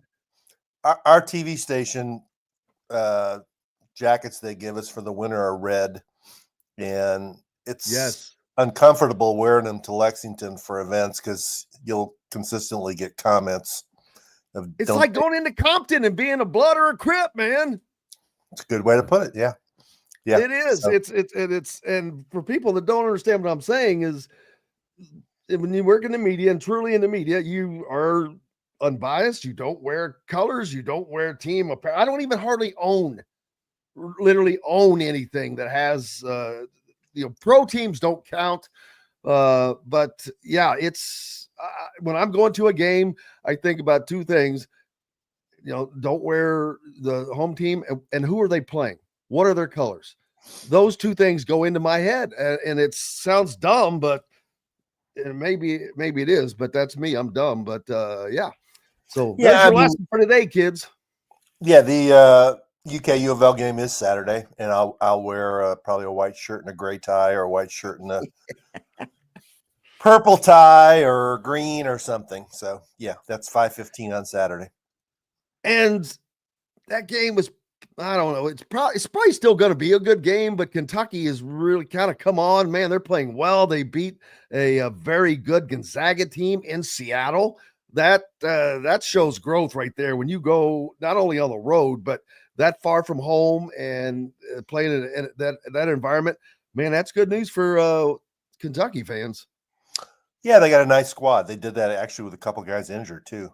Their backcourt was a little bit down during that game, and they came from, I think they were down 18 either at halftime or early in the second half, and came back and won that game. So that's a huge win that'll help them on NCAA tournament selection seeding Sunday. Louisville, is not the same team when they played Indiana. Case and Pryor's out, and they already were without two other guys, and it really showed up. They played Duke on Sunday night, and they were ahead for about 30 minutes, and then Duke wore them down in the final 10 minutes of the game and beat them by 11.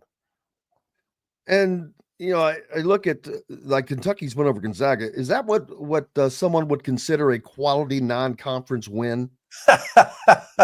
I believe it is. I was wondering what one of those looked like. It was in the same week when they played Clemson on the road, and they lost, but that's okay. It's okay to lose a quality non-conference game. It's okay. It's okay to take your team on the road.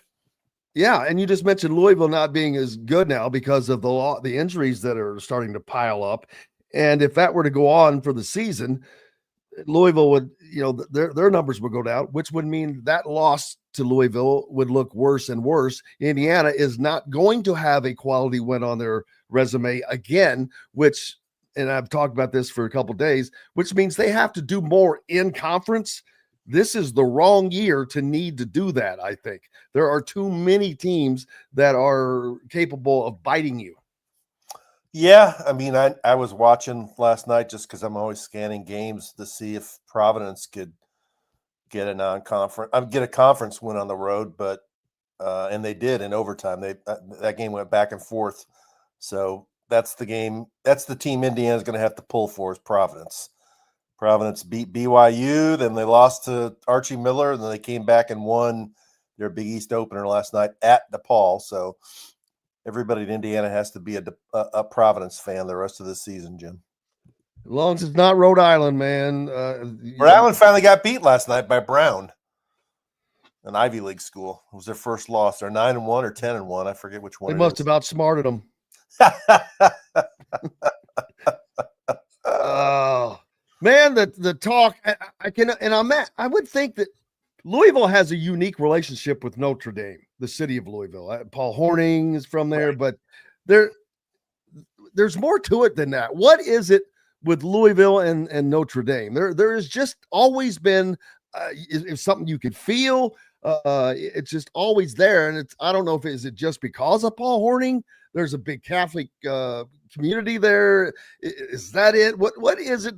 Trinity was so good and St. X dominant in football for so long. Again, you've got the mix there with Notre Dame. But there's a relationship there, man. It started with Paul Horning and Cheryl Sipes. There were two guys from Flagey that went up and played at Notre Dame in the 50s, and that really created it. But then you're right. The high school football scene in Louisville is dominated by Catholic high schools, and they like Notre Dame. And there have been other players who've gone up there and played through the years. Rick Beener from St. X, Joe Babby and Ben Foose from Trinity played up there. There's a kid named Tony Driver, who was a defensive back at Male, who played at Notre Dame. But yeah, Notre Dame has always had just like it has in Cincinnati. There's a lot of schools in this area.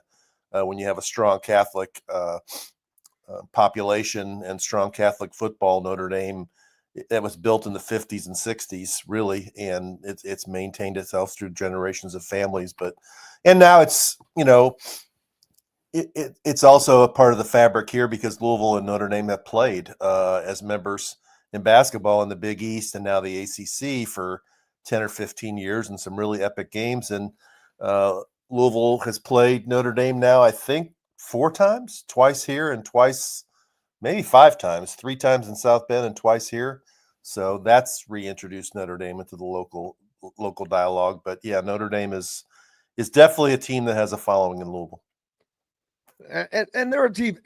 They're a national team. One of those national teams. Ask them. So, oh yeah, and so they're probably a little perturbed about the perception of this Battle of Indiana or whatever that some people are creating because they don't see themselves as exactly. The state of Indiana is almost a piece of land. They just happen to be located there. Correct. It's almost like they're a district of Columbia. They just have their own little piece up there, but which is fine. I'm sure they look at Indiana. This game is like they have nothing to win and everything to lose by playing Indiana. If they win, they're supposed to win. If they lose, it's traumatic. They're the only way they're going to earn any respect in these playoffs is by beating Georgia. Beating Indiana is going to do nothing for the brand of Notre Dame. Not one thing. And what does losing to Indiana? What would losing to Indiana in South Bend do for that program? Oh, I think it would shake the program very much so. You can't lose to Indiana and a first-year coach. There might be 1 or 2 exceptions, but I can't think of them. I doubt if there's one player on IU's roster that Notre Dame seriously recruited. Is there? I mean, who would it be? Hell, half of them, they're all from mid-majors. I mean, they're not strong enough recruiting rankings. I mean, Omar Cooper, maybe 0 stars for half the team had 0 stars coming out of high school. Yeah. Maybe the offensive lineman Wedig, who came from Wisconsin, he was a fairly substantial recruit. But other than that, I doubt if there's anybody on Indiana's roster that Notre Dame recruited. And There might be a few guys on Notre Dame's roster that Indiana went after, but I doubt if there are any that could seriously considered Indiana, right? I mean, absolutely. And that's something that Kurt Signetti is pushing. I don't know how much he has to push it, because these guys naturally, they have a chip on their shoulder about exactly what you're talking about right now. They're getting the opportunity to play the teams that look at them as not being good enough. So this is their opportunity to show them, we're more than good enough. And it is an incredible opportunity for Indiana. But I think that this is a game that, man, I don't know who's going to win, but I think it's going to be a great game. I think it's a hell of a matchup, to be honest with you. Yeah, I agree.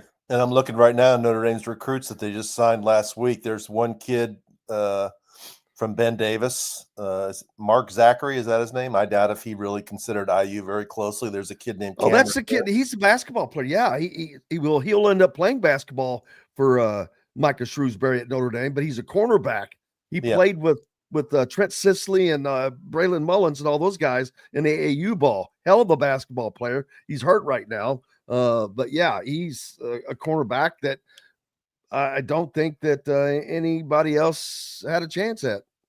Right. There's a kid named Cameron Herron from Warren Central. I doubt if he considered IU very closely. So I agree with you. I think Indiana has a chance. I'm not picking them to win. I haven't made my pick for the game yet. But if they can go in there and play a clean game and not turn the ball over, obviously not drop punts, not let a punt return, not throw interceptions, it'll be a matter of whether Indiana's defensive front can hold up against Notre Dame's running game, because Notre Dame's running game is elite. They got a really good offensive line. They got good backs, and the quarterback can run. And that's how they try and beat you, with power football. But, IU's got their own advantages that they can take advantage of. And I think one of their biggest advantages is the coaching staff, and they've got an extra week of preparation to come up with a game plan. So I'm very fascinated to see how this game will turn out. I am as well. The interest in this game is enormous. Yeah. Judging by these ticket prices, Rick. I mean, you could go to all three of the other games combined for what you can pay a ticket to get into this game. It's crazy. You're right. And I don't know why that is compared to like Clemson, Texas. I thought Ohio State, Tennessee would be a hot ticket. Maybe Ohio State fans are a little disillusioned with their team after the Michigan loss. But a friend of mine who's a Notre Dame grad and a Notre Dame football fan has Notre Dame season tickets. I talked to him yesterday and said that one of the issues he thinks is that there's a lot of Notre Dame people that come to the games from out of town, and they have to plan to come there, and this is shorter notice, and the game's on Friday night, and they're not going to be able to come.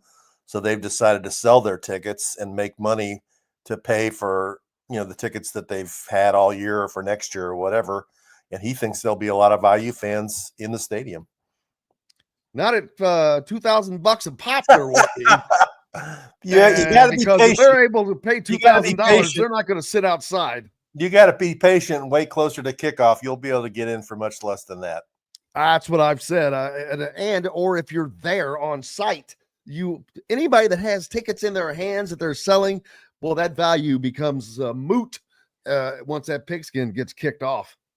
What's that place hold now? Is it 79? Is that what it is? I was thinking 80. Yeah, I was thinking right at 80. Right.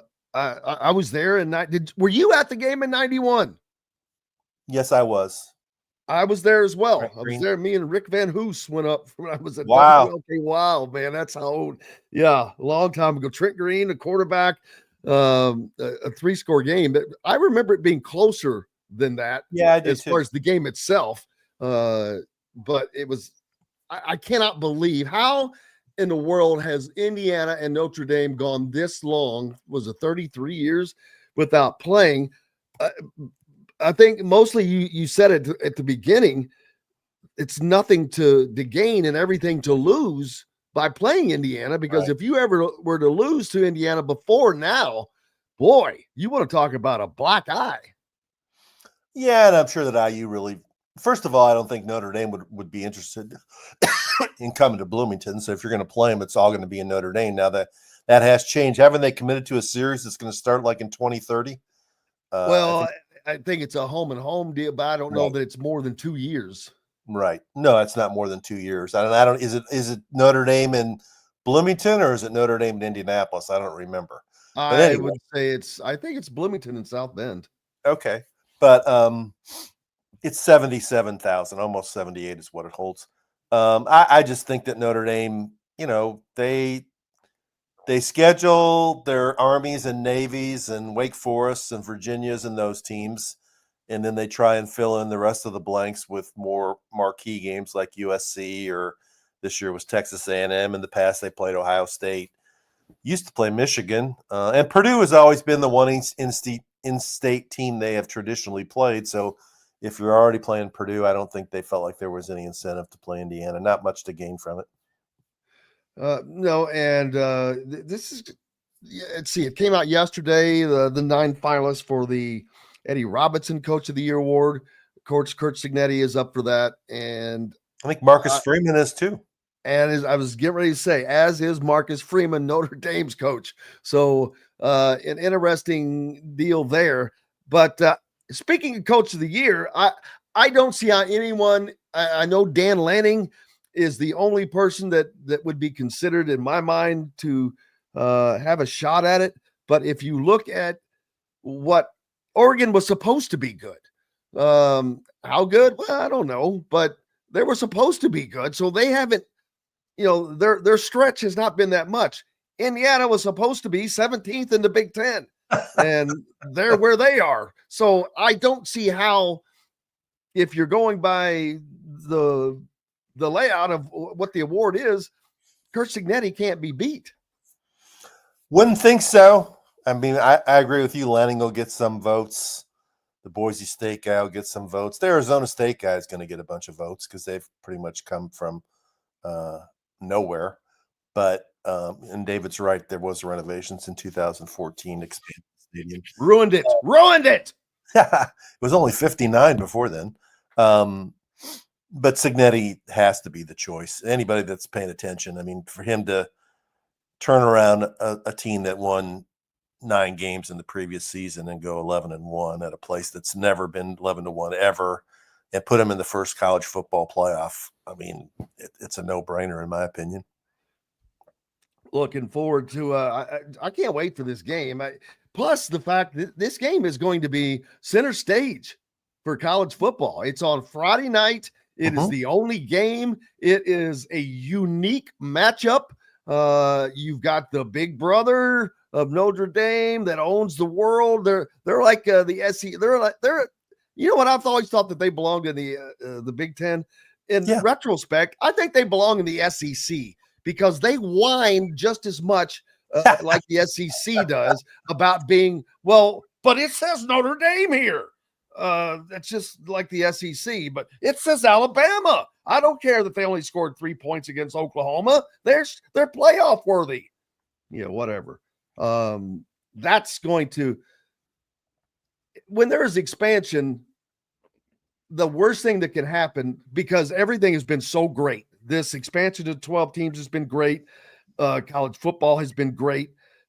If you give automatic bids to the SEC and the Big Ten for that matter, that will water it down to me, because now you're going to automatically put a team in that you don't know is going to be good. You would think the SEC would always have 4 top-level teams. You would think that the Big Ten would always have that, but the SEC does not have that this year. I don't care what they think. They don't have 4 elite top-level teams. You cannot lose to Oklahoma like Alabama did and be an elite team. Just my opinion. They can say the same thing about Indiana and their schedule, that argument, but why? They're just, if you're good enough to make it, you'll make it, is my opinion. Yeah, I mean, what was disingenuous about a bunch of that argument was about talking about non-conference schedules. It was that the SEC teams that didn't make the playoff, it was not because they played a tough non-conference schedule. It was because they lost conference games to teams that really weren't that good. Alabama lost to Oklahoma and Vanderbilt. Ole Miss lost to a 4-8 Kentucky team. I don't remember who South Carolina lost to, but I mean, that's what kept them out of the playoffs, losing games to teams in their league that they shouldn't have lost to. And Indiana didn't do that. Not only did they not do that, when they played teams they were supposed to beat, they beat them convincingly. The only game they lost was to Ohio State. It was not a great performance. Their non-conference schedule was not great, but in all the other games, they did what they were supposed to do. And so I don't really listen to the complaining, because I think it's sour grapes from an entitled league that thinks that, if they had their way, it would just be an SEC invitational with one team from every other league. I agree. We've got to take a break. We have got Rick Bozich with us from WDRB.com, and we are in the heart of college football playoff season, man. It is amazing, about to begin. It's Cannot amazing. wait. Back with more from the Hard Truth Distilling Company studios right after these messages. Andy Moore Honda is Bloomington's #1 Honda dealer for a reason. Buy a new Honda and get a 3-month break from car payments. That's right, no payments for 90 days. That includes the all-new, all-electric Honda Prologue, and you get it for just 0.9% financing. Or the 2024 Honda Ridgeline Black Edition or the Honda Accord LX, both for just 1.9% financing. Get more to your door from AndyMooreHonda.com, Bloomington's #1 Honda dealer and your best place for new and used vehicles. When it comes to apparel and promotions, Freethink has you covered, literally, whether it's 24 or 200 shirts for sports leagues, businesses, or groups. Freethink Apparel and Promotions can also create your very own merchandising store. Freethink Apparel and Promotions did it for Indiana Sports Beat Radio, and they can do it for you. Whether it's screen printing, embroidery, digital printing, promotional products, vehicle wraps, or anything else under the promotional line. See what Freethink Apparel and Promotions can do for you at freethinkapparel.com. Enjoy healthy, delicious meals at home without the hassle with the Fresh Fork. Chef-curated, ready-made meals delivered right to your doorstep. Proudly fueling IU athletes and now available to you with a menu that's always fresh and diverse, from hearty proteins to fresh salads. The Fresh Fork empowers you to make better food choices without compromising. Let the Fresh Fork help transform your lifestyle for a healthier way of living today at thefreshforkonline.com. Use promo code RADIO20 and get $20 off of your first order. Hungry for something a little different? Well, head to the Rusty Gator Fork and Ale in Bedford, where oceanic flavors meet southern charm with a Cajun flair, like their loaded voodoo fries, gator bites, or jambalaya, and so much more. The Rusty Gator also has live music each Friday and Saturday night with some of the best local and regional artists around. Visit the Rusty Gator Fork and Ale in Bedford and get your Cajun on. Located on 325 acres in beautiful Brown County, Indiana, Hard Truth Distilling Company is the biggest and the best craft distillery around. While Hard Truth is already known for producing internationally awarded whiskeys and spirits like Hard Truth's sour mash bourbons, sweet mash, and hard road ryes, as well as their cinnamon vodka and the always popular toasted coconut rum. Hard Truth Distillery offers so much more. With a full-service restaurant, ATV, and distillery tours, as well as live music, you can spend an entire day at Hard Truth Distillery while making your entire family or group happy. And that's the Hard Truth. Hard Truth products are available across Indiana, as well as many other states. So no matter where you shop, if they don't carry your favorite Hard Truth product, tell them you want the truth, the Hard Truth. Hard Truth Distilling Company encourages you to enjoy all of their products responsibly and to never drink and drive. Welcome back, Indiana Sports Beat Radio, coming to you here on this Wednesday from the Hard Truth Distilling Company studios. And make sure you got your doors and windows locked when you leave for these games, Rick. Rash of very famous people's homes being broken into, mostly athletes. But really? I would put you on that list of people that better watch out. Ruby's on the job, man. Ruby's on the job. I forgot. They don't have a Ruby. That's it. Joe Burrow is the latest. His home was broken into during a recent Monday Night Football game. But before that, Patrick Mahomes and Travis Kelce's homes were broken into in October. Milwaukee Bucks forward Bobby Portis had his home broken into on November 2nd. The Timberwolves guard Mike Conley from Indiana, his home was burglarized on September 15th while he was at a Vikings game. First of all, if they're playing, I understand. But Conley was at a Vikings game. How the hell they know all these schedules, man? They know when these guys are gone. And secondly, how is it so easy to get into all these places? Don't these dudes have like top of the line security systems? I would think I would think that they're all in gated communities, and but apparently not. This guy, this last one, it just says the person who discovered it found a broken bedroom window, and I'm like, oh, okay, let's just break a window and go in. How about an alarm system, people? You have millions and billions of dollars. They don't have alarm systems on these homes? Or motion detectors or floodlights or security cameras or something. mean, was it Temu? You can go on Temu, buy one of those lights that cost you $2.15. Come on. Surely something, but yeah, that's just Ruby just came in the room. She heard she was summoned, so Ruby says, am I being requested? My presence? The Heisman finalists have been announced. No surprises there, really. Curtis Rourke, I thought he had a shot to make it onto the list, but missing that Washington game and the Michigan and Ohio State games hurt him, I think. He didn't perform well in either of those.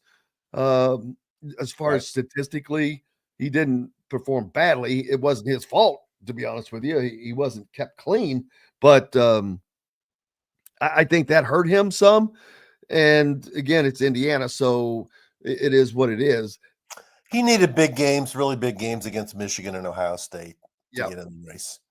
And didn't happen, but he had a great year. And what was he, second team all Big Ten behind Gabriel. So, I mean, he played great, and his payoff should come with a chance to play on Sunday next year. Absolutely. And I think that he has a better chance of doing that than Dylan Gabriel does because of the style he plays, his size, all these things. Dylan Gabriel is just, he reminds me of a Johnny Manziel kind of a guy running around. And I mean, you know what, that is only going to work so long in the NFL as you can. Johnny Manziel had all kinds of problems, which helped him with that. But, you know, you don't see guys that size that succeed in the NFL. You're right. I mean, Rourke has a better arm, I think.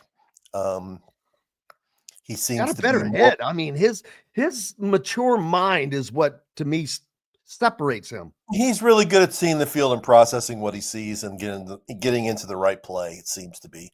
Whereas Dylan Gabriel, I think, is he's good at that, but he's better at improvising. When the play breaks down, you'd rather have Gabriel, but when the play goes according to plan, you'd rather have Rourke. So I think some NFL team will give Rourke a chance, and I'm not saying he's going to be a starter, but I think he'll have a chance to at least have a Nate Sudfeld type career, maybe even better than that. Whereas Gabriel, I agree with you. It has to be the right team. Not every team is comfortable going with a quarterback who wants to run, and because of his size, he could have some of the issues that some of the smaller quarterbacks in the NFL have had. It's not like he's a Lamar Jackson type runner. He's a good runner, but he's not an elite runner. And you brought up the name that I used to compare Curtis Rourke to a lot, and that is Nate Sudfeld. Mm-hmm. Nate Sudfeld was a very solid quarterback at Indiana, very good for the Hoosiers, went to the NFL, has not been a superstar, but he has been on an NFL roster ever since he's got there. I think he's on the practice squad now for Detroit, but he's made a career being a backup quarterback. Millions of dollars, baby. I mean, Chris Rebin did that from Louisville. In some ways, it's not a bad gig because it's a great gig, decent money, and you don't get the heck beat out of you. One of my favorite lines is from the movie Any Given Sunday, when their starting quarterback got hurt, and then their backup quarterback got hurt, and they said something to the team doctor. I think it was James Woods was his name, but he said, "Oh, so and so's hurt." He's what the hell happened to him? Did he fall off the bench? It's one of my favorite lines of all time. I'm like, oh, that's gold. It's a very good great. It is awesome. But yeah, it's a great gig, I think. And he's just one of those guys that, look at the difference between, I promise you, no one looked at him when he was at Ohio thinking this is an NFL prospect right here. No, maybe 2 years ago when he was a MAC Player of the Year. But he made a wise choice to come to IU, and it worked out great for him. And Cignetti made a great choice in zeroing in on him. We don't know which quarterback they're zeroed in on yet this year. I've seen a lot of speculation about different guys, but that'll be a key move for next season for Indiana. Will they go with Taven Jackson? Do they think either Tyler Cherry or Mendoza will be eventually be able to play, or do they need to get a portal guy and go with him for sure next year? And it's going to be interesting too, because the style. Curtis Rourke doesn't run much at all. Probably mainly because of his previous knee injury, but he does a great job staying in the pocket and throwing the ball. But what I think Cignetti would like to have a quarterback that is more of a dual threat kind of a guy in his offense. And there's one of the quarterbacks that they'd like to get that has been actually thought to be heading towards Colorado, which is a little interesting because you got Juju Lewis, who is committed to Colorado. So that would be interesting to see. Or is Taven Jackson, like you said, or Taven or the other guys, or are they ready to step up? I think that there's no doubt Indiana will pull somebody from the portal, especially because they can now. There should be guys that will come to Indiana that probably may not have come before. Well, I mean, they have to, because they didn't have a quarterback in the high school class. So that if they don't bring one in, they've only got 3. You can't do that. You've got to have 4, and a lot of schools like to have at least 5. So there's plenty of guys out there. It's just a matter of getting the right one. And I've seen a lot of speculation. Who's the guy that might go to Colorado that they're interested in? I'm not. Who is that one? Oh, I've got to pull. I'd have to pull his name back up. I don't have it memorized. Okay. But yeah, and I saw they lost the back last night, so they're going to have to get Elijah Green in the portal for Indiana. Yeah. So does that mean he's not going to be on the team next Saturday? I was wondering that same question. I don't know that answer yet. It's something I will ask, but I wonder if in the portal does not necessarily mean off the team. No, I would say he probably talked to Cignetti and Cignetti just said, well, you're welcome to stay, but if you stay, you have to go through. But if not, we're not going to have you.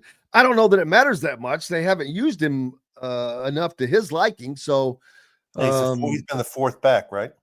Yeah. Yeah. I mean, I'm surprised he would leave, because aren't they losing at least 2 backs, right? They're losing. I was as well. Ellison and Lawson are gone, right? So they have Black comes back and Kobe Martin. So then there's only one back. The kid from Florida is in the recruiting class. So there's a chance to play next year, but maybe they told him that he's not going to play that much. And I'm sure he knows that they're going after backs in the portal. So it's got to be it's got to be a time crunch for IU, because they're spending so much time getting ready for the playoff game, but this is also prime portal time. You got to be working really hard on that. And a year ago at this time, they didn't have to worry about a 13th game. They could just do all portal work, and that's when he did his best work, the first 20 days after he got the job. There are a ton of quarterbacks in the portal, though. Connor Wigman from Texas A&M. Heard he's going to Arnold, Mississippi State. Go ahead. Oklahoma. Jackson Arnold is the one likely to go to Mississippi State, because the former offensive coordinator at Oklahoma is now the head coach of Mississippi State. Go ahead. The kid I was thinking of is Caden Salter. He's currently with Liberty, but he is a hot commodity. 5,887 passing yards for his career, 56 touchdowns, 17 interceptions, 2,000 rushing yards, 21 rushing touchdowns. This kid is that's who Dion wants. Signetti would love to have this kid as well. And it's amazing that he's done this at Liberty. That's the great thing about the portal. It gives people opportunities that they normally would not have gotten. Right. I mean, there's so many guys. I saw the Kentucky's backup quarterback win in yesterday, Gavin Wimsatt, who was at Rutgers last year. I think isn't Cade McNamara, who went from Michigan to Iowa. He's in the portal. Miller Moss from USC. Miller Moss. I think he's going to give Louisville. He's visiting Louisville. I think it's Louisville and Missouri are the main ones on him. Yeah, there's plenty of options out there. You just got to fit they nailed it with Rourke. We'll see if they can nail it again. I think that he knows what he wants. Kurt Signetti does, and he knows what he needs. It's just always getting those fits, the right fit. But obviously, he's made a career out of doing that. So expect that to continue. We are 35 minutes into this, and we haven't. It's the second week in December, and we haven't said anything about IU basketball. And you had to go and ruin it.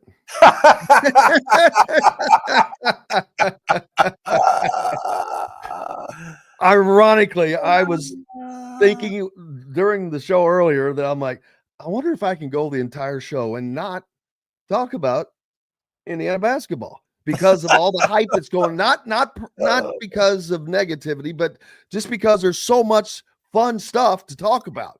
There's so many exciting things going on right now. And unfortunately, that's just not one of them.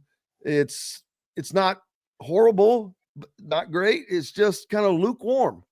I mean, they need to win Friday night to change the narrative because first of all, it's a road win. They need the credentials from getting a road win. And secondly, Nebraska kicked their butt 3 times last year. They beat them 3 times, and each time was double figures or by 15 points or more. And the last time was an embarrassing loss in the Big Ten tournament up in Minnesota that Mike Woodson even was tired of watching, and he got himself thrown out in the second half and walked off the court. Yeah. And the little guy, I can't say his name, Tominaga, whatever. Tominaga! He's not there anymore, but guess who is there? Connor Sejan, a kid from up near Fort Wayne who went to Wisconsin, and I looked on his stats, and he's shooting 40% from 3. So if they go in there and some Indiana high school kid shoots him down by making a bunch of threes, the same old howling is going to start. They need to win that game, and then they got 2 non-conference games before they really get into Big Ten play. And the latest stuff on Ken Palm has them going 10-10 in the league. That's not going to be enough to get him in the tournament. I think they go 9-11. I think they're going to have to win at least 11 and maybe 12 to make the tournament because of their lack of non-conference quality wins. I don't see a path for Indiana basketball to win 12 conference games. Much the opposite of way I saw the path to 6-8-0 for the football team. I do not see that path for this team currently based on what we've seen up to this point. Well, I'll say this. The football team won 3 conference games on the road, 75% of their non-conference games on the road, so it can be done. Oh, it can definitely be done. Indiana football has had more success with Nebraska over the last 4 years than Indiana basketball has. Who would have ever thought that would be the case? You know, Michigan went into Wisconsin and won, so Indiana plays up there. I mean, this Nebraska game is big. Ken Palm has it a 1-point game. Nebraska 6-2. They got manhandled by Michigan State on Saturday, lost by 37. But remember the name, Connor Sejan, 20 of 47, 43% from 3. He is the guy who's likely to go off against the Hoosiers. Did everybody from Wisconsin just bolt? Yeah, Chucky Hepburn, Connor Sejan, Starr, the guy who went to Kansas. And guess what? Greg Gard found some other guys and developed some other young guys, and he's got a solid team. Amazing how that happens. Amazing. What's up for you? Well, obviously we know what you're doing this weekend, man. You're tonight. I go to Louisville. Has another game. I got to try and break. Louisville's got a 3-game losing streak, and they play a Texas El Paso team that's not bad tonight at home. And then Saturday I'll be down in Lexington for the annual UKU Kentucky Louisville game. So, and then I'll be with you a week from Friday in South Bend. Looking forward to it, man. Cannot wait. Rick Bozich from WDRB.com. Enjoy it. Thanks, everybody. Bye. Thanks to each and every one of you guys today for being with us. Without you, we'd be lost. Thanks to Dylan Sinn, Kyle Neddenriep, as well as Rick Bozich, as you just saw there joining us here on the program today. We're back tomorrow to do it all again. Look forward to having you with us. Until then, I'm Jim Coyle. I will see you on the radio. Thanks for listening to Indiana Sports Beat Radio. Be sure to subscribe to our YouTube page for more clips and team coverage of Indiana basketball, football, and more. You can also find full episodes and tons of other content on thehoosier.com. We'll see you next time for another edition of Indiana Sports Beat Radio.